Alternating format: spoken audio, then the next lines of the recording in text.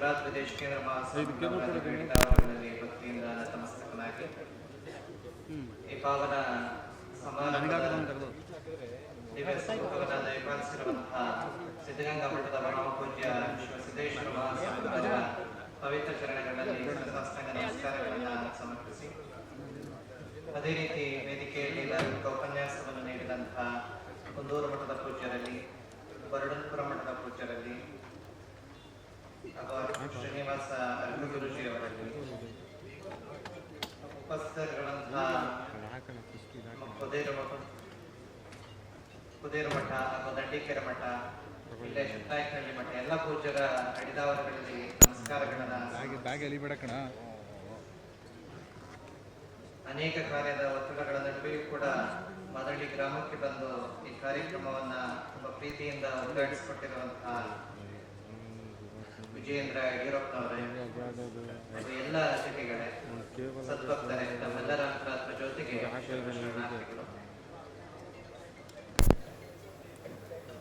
ಆಗ್ಲೇ ಬರಡನ್ಪುರ ಮಠದ ಪೂಜ್ಯರು ಮಾತಾಡ್ತಾ ಹೇಳಿದ್ರು, ಮಾದಳ್ಳಿ ಗ್ರಾಮದಲ್ಲಿ ಇವತ್ತು ಒಂದು ಸಂಭ್ರಮದ ದಿನ ಇದೆ ಅಂತ ಹೇಳಿ. ಅನೇಕ ದಿನಗಳಿಂದ ಅನ್ಕೊಂಡಿದ್ದಂತಹ ಒಂದು ಕೆಲಸ, ಅದು ವಿಶೇಷವಾಗಿ ಧಾರ್ಮಿಕ ಕೆಲಸ, ಈ ದಿನ ಭಗವಂತನ ಕೃಪೆಯಿಂದ ಸುಭಿಕ್ಷವಾಗಿ ಎಲ್ಲ ಅರ್ಥಪೂರ್ಣವಾಗಿ ಧಾರ್ಮಿಕ ವಿಧಿವಿಧಾನಗಳಿಂದ ನಡೆದಿದೆ. ಅದರ ಜೊತೆಗೆ ಮುಖ್ಯವಾಗಿ ಈ ಗ್ರಾಮದಲ್ಲಿ ಒಂದು ವಿಶೇಷವಾದಂತಹ ಒಂದು ಕಂಪನದ ರೀತಿಯಲ್ಲಿ ಅನೇಕ ದೇವಸ್ಥಾನಗಳು ಈಗ ನಿರ್ಮಾಣ ಆಗಿದೆ. ಇಲ್ಲಿ ನಾವು ನೋಡಿದಾಗೆ ವೀರಭದ್ರೇಶ್ವರ ಸ್ವಾಮಿ, ಮಹದೇಶ್ವರ ಸ್ವಾಮಿ ಮತ್ತೆ ಬಸವೇಶ್ವರ ಸ್ವಾಮಿ ದೇವಸ್ಥಾನಗಳೆಲ್ಲವೂ ಕೂಡ ಪುರಾತನವಾಗಿದ್ದಂತಹ ಒಂದು ದೇವಸ್ಥಾನಗಳೇ.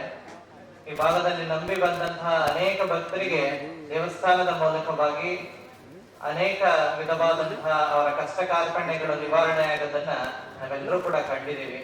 ಆ ಒಂದು ಮುಂದಿನ ಪೀಳಿಗೆಗೆ ನಿರಂತರವಾಗಿ ಅವು ಹೋಗ್ಲಿ, ಸಮಾಜದಲ್ಲಿ ಉತ್ತಮವಾದಂತಹ ಒಂದು ವಾತಾವರಣಗಳು ನಿರ್ಮಾಣ ಆಗಲಿ ಎನ್ನುವ ಒಂದು ಧಾರ್ಮಿಕ ಪ್ರಜ್ಞೆಯ ಮೂಲಕವಾಗಿ ಈ ದಿನ ಈ ಗ್ರಾಮದಲ್ಲಿ ಈ ಕಾರ್ಯಕ್ರಮಗಳನ್ನ ತಾವೆಲ್ಲರೂ ಕೂಡ ಹಮ್ಮಿಕೊಂಡಿದ್ದೀರಾ.